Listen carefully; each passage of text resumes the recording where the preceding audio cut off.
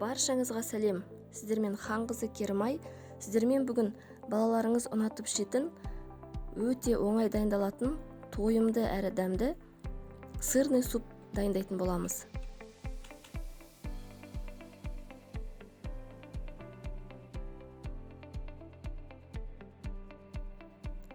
Ол үшін бізге пияз, картоп, сәбіз және де ірімшік қажет болады.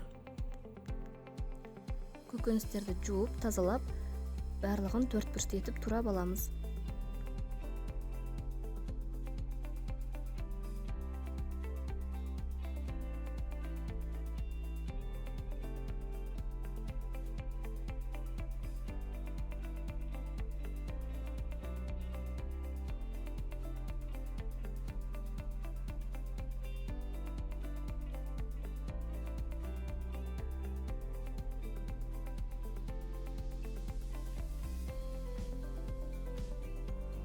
Қазанды отқа қоямыз, оған май құйып, жақсылап қыздырып аламыз.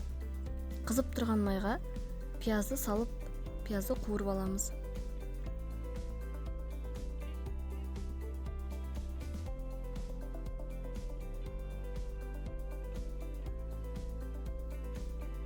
Одан кейін қазанымызға көкөністерді рет-ретімен салып, жақсылап қуырамыз.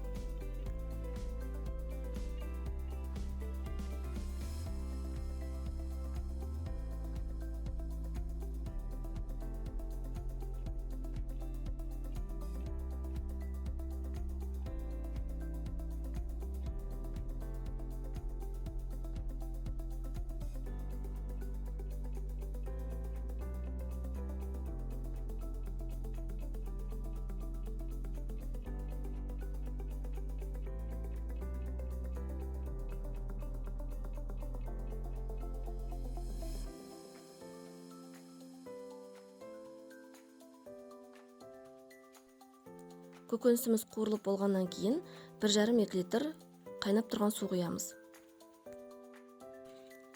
Көкөністеріміз жұмсарғаннан кейін бізде крем суп шығу үшін 1 келкі массаға дейін блендермен езіп аламыз.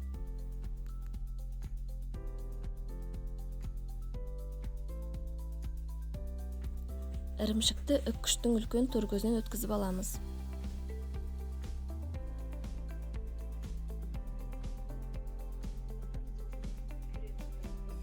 Міне достар, дайын болған ірімшікті сорпаға саламыз.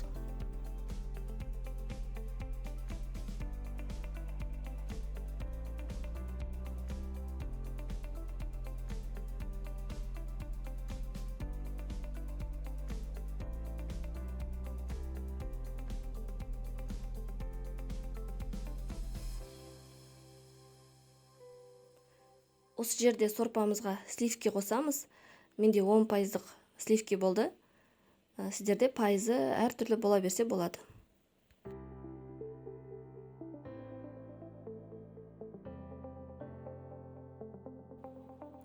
Крем суп әдемі бір массада шығу үшін осы жерде тағы да бір жақсылап блендерлеп аламыз.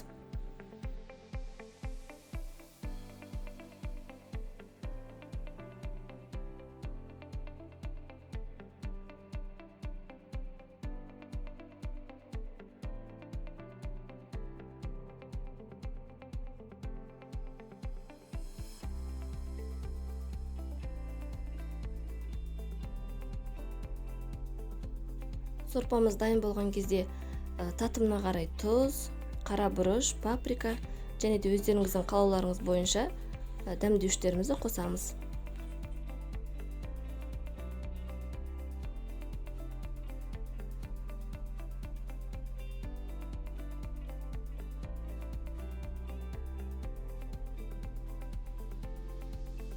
Міне достар, біздің сырный крем суп дайын болды.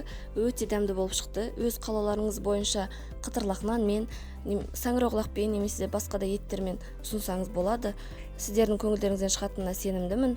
Осы рецептпен дайындап көріңіздер. Назарларыңызға көп рахмет.